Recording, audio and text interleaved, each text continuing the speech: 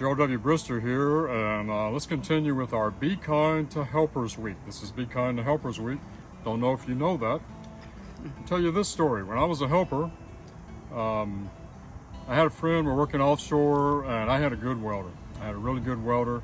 These guys that took me under their wings, and my friend had a really bad helper. He was a big old Bubba redneck guy, and he didn't like my friend for some reason. I still don't really know why.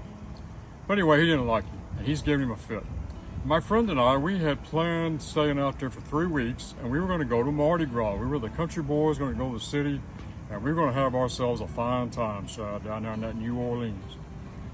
Well, my helper friend, he finally had enough, and he told me, so I can take this guy. He said, I'm fixing to whoop him. He said, I'm going to whoop him. And I'm trying to be nice, talk him out of it. He started telling me what he was doing. I'm like, he deserves to be whooped. I said, well, let's do this.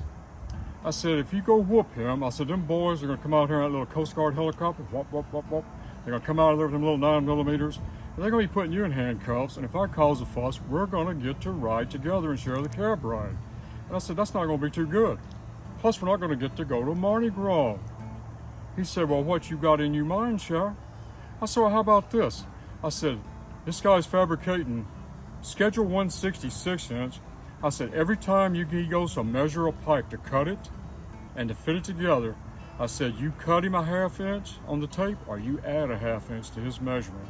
And I said, he may not like you, but he's going to always remember you, Sheriff. So he did.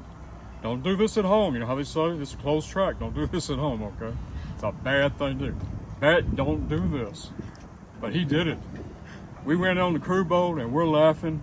And about 3 days later, a friend of ours came in and they went to put that piece up he fabbed, and he worked on it for 2 days, 3 days, and it didn't favor anything in God's creation, and he could not figure out what happened.